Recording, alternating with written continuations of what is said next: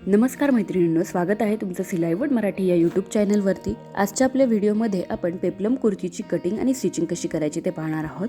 धोती सलवारवरती ही कुर्ती जी आहे ती घातली जाते। तर याकरता इथे टाफेटा फॅब्रिक मी घेतलेला आहे 2.5 मीटर। त्याचबरोबर अस्तरही इथे आपण 2.5 मीटर घेतलेला आहे। कॉटन लाइनिंग आपण इथे यूज करणार आहोत। सर्वप्रथम आपल्याला टॉप पार्टची कटिंग करायची आहे। हा टॉप जो आहे किंवा ही कुर्ती आहे ही 2 पार्टमध्ये बनते। तर याकरता फॅब्रिक जे आहे अस्तरचं मी 4 फोल्डमध्ये ठेवलेलं आहे दाखवल्याप्रमाणे। माझ्याकडची बाजू बंद आणि समोरची बाजू ओपन आहे।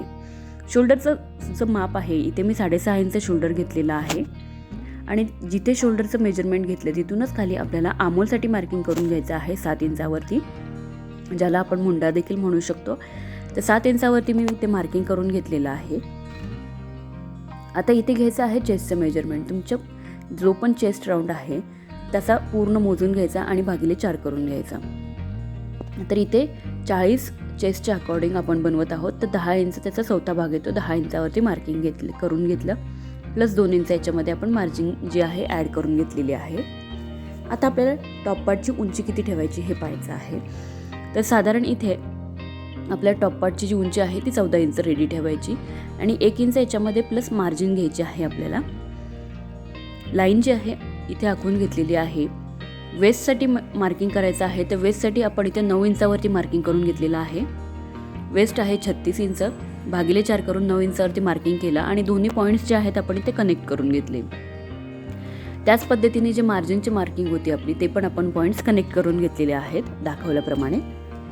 आता हे पहा, इथे आपल्याला घ्यायचं आहे मुंड्याचं माप। फ्रंट आमोलसाठी 1 इंचावरती आणि बॅक आमोलसाठी आपल्याला 1.5 इंचावरती मार्किंग करून घ्यायचं आहे आणि कर्व स्केलच्या हेल्पने अशा प्रकारे आपल्याला आकार जो आहे मुंड्याचा देऊन घ्यायचा आहे।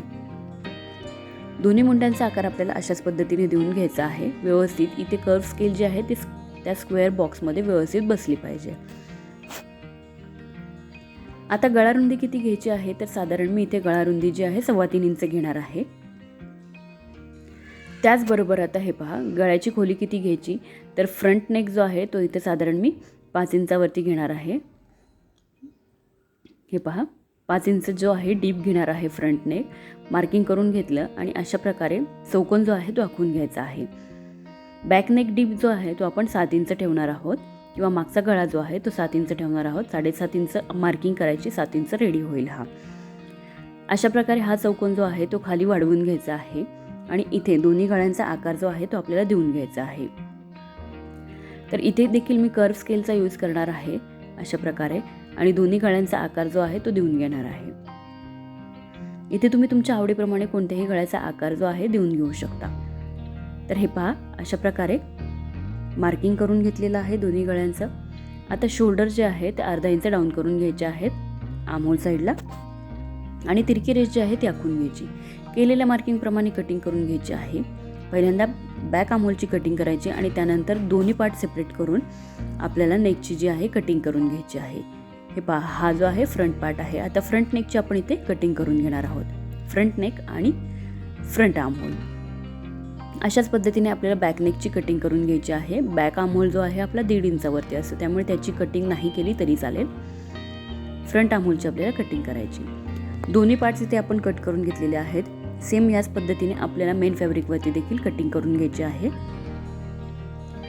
आता इथे मेन फॅब्रिक जे आहे पूर्ण ओपन केलेलं आहे आणि फॅब्रिक मी डबल फोल्डमध्ये ठेवलेलं आहे आणि ही उलटी बाजू आहे, आतली बाजू आहे। Fabric double fold. त्यानंतर आपल्याला काय करायचं आहे हे बघा, अशा पद्धतीने कापडाचं एक टोक उचलून फॅब्रिक जे आहे ते त्रिकोणाकृती करून 4 फोल्डमध्ये म्हणजे कापडाच्या 4 कड्यांमध्ये करून घ्यायचं आहे। तर हे पहा, अशा प्रकारे मी कापड जे आहे 4 कड्यांमध्ये ठेवून घेतलेलं आहे। आता हा जो वरचा त्रिकोण आहे हे पहा, तिथे पाहू शकता तुम्ही, माझ्याकडची बाजू बंद आहे, समोरची ओपन आहे।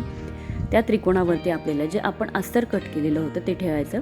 बंद बाजूवरती बंद बाजू ठेवून परफेक्ट मॅच करून घ्यायचं आणि साधारण अशा पद्धतीने ठेवून फक्त 1/2 इंच अस्तरचा भाग जो आहे तो बाहेर काढून घ्यायचा आहे अशा पद्धतीने आणि क्रॉसमध्ये इथे लाईन जी आहे ती आखून घ्यायची आहे।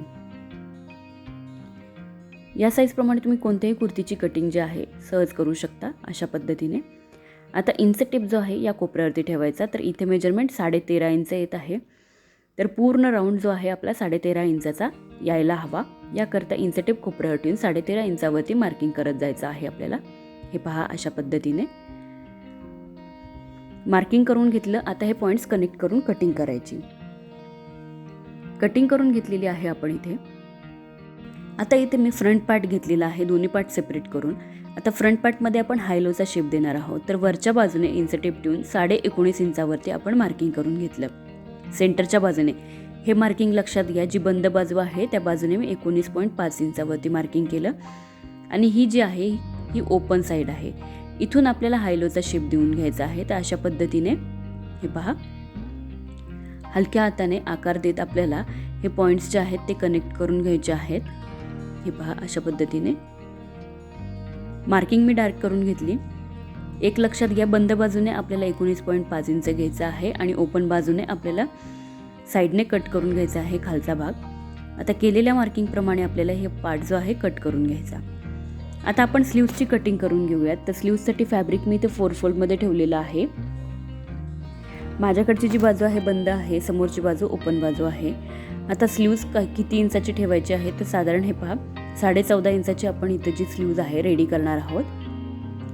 मार्किंग करून घेतलेलं आहे, प्लस त्याच्यामध्ये आपण 1 इंच एक्स्ट्रा घेऊन मार्किंग केलेलं आहे.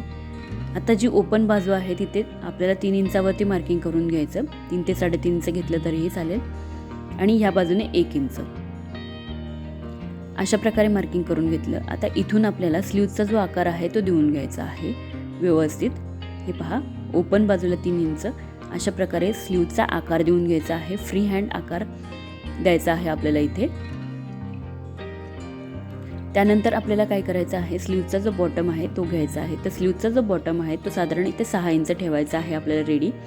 प्लस त्याच्यामध्ये आपल्याला 1 ते 1.5 इंच मार्जिन घ्यायचे आहे. तर मी इथे 1 इंच जे आहे मार्जिन घेणार आहे.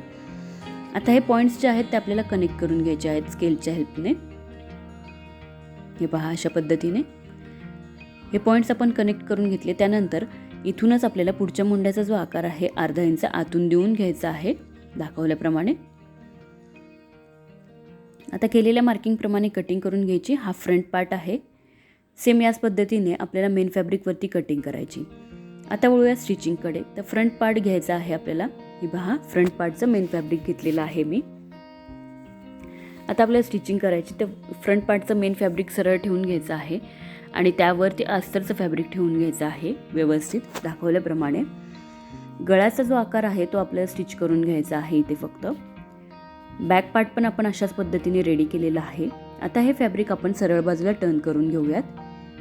इथे तुम्ही कॅनव्हास पेपरचा यूज केलात गळ्यांसाठी तरीही चालेल. तर हे पहा दोन्ही गळे जे आहेत आपण व्यवस्थित स्टिच करून घेतले आहेत. फक्त टॉप स्टिचेस करून घ्यायचे आहेत आपल्याला. आणि साईडने आपल्याला आर्महोलचे जे पार्ट आहे तिथे अस्तर जे आहे ते फिक्स करून घ्यायचं आहे दोन्ही साईडने. आता हे पहा इथे जे बॉटमचं फॅब्रिक आहे ते मी घेतलेलं आहे. त्यामध्ये अस्तर जे आहे ते मी अटॅच करून घेतलेलं आहे दाखवल्याप्रमाणे. अस्तरचं पण फॅब्रिक आपण त्याच पद्धतीने कट केलं ज्या पद्धतीने मेन फॅब्रिक कट केलं. अस्तरचा बॉटम डबल फोल्ड करून स्टिच करून घ्यायचा. त्याचबरोबर मेन फॅब्रिकच्या बॉटमला आपण पिको करून घ्यायचं आहे. हे पहा स्टिच करून घेतलेलं आहे. बॉटम देखील डबल फोल्ड करून स्टिच केला आहे. पिको झालेला आहे इथे. खूप छान असा लुक याला आलेला आहे बॉटमच्या फॅब्रिकला. टॉप स्टिचेस करून घेतल्यानंतर आपल्याला काय करायचं आहे की हे जे टॉप पार्ट आणि बॉटम पार्ट आहेत ते एकमेकांमध्ये अटॅच करायचे. त्यापूर्वी आपण स्लीव्ज जी आहे ती घेतली. स्लीव्जला पण आपण अस्तर अटॅच करून घेतलेला आहे. हे पहा अशा पद्धतीने दोन्ही शोल्डर्स जे आहेत ते अटॅच करून घ्यायचे दाखवल्याप्रमाणे. आता आपण इथे स्लीव्ज घेतलेले आहे. तर स्लीव्ज आपण इथे डिझायनर बनवणार आहोत. यासाठी इथे मी गोटापट्टी जी लेस आहे ती यूज करणार आहे. तर हे पहा स्लीव्जच्या ह्या कोपऱ्यापासून ते दुसरा जो कोपरा आहे तिथे इंच टेप ठेवून क्रॉसमध्ये लाईन जी आहे ते आपल्याला आखून घ्यायची आहे. इथे तुम्ही स्केलचा यूज करू शकता. हे पहा अशा पद्धतीने एक लाईन पहिली आखून घ्यायची. त्यानंतर साधारण इथे 2-2 इंचावरती किंवा 2.5 इंचावरती मार्किंग करून घेतलं तरी चालेल. 2 इंच 2.5 इंच अशा पद्धतीने मी इथे 2.5 इंचावरती मार्किंग करून घेतलेले आहे. पॉईंट्स घेतलेले आहेत 2.5 इंचाचे. पॉईंट्स घेतल्यानंतर हे पॉईंट्स जे आहेत वरच्या बाजूला देखील करून घ्यायचे, जेणेकरून कुठेही रेष जी आहे ती तिरकी यायला नको.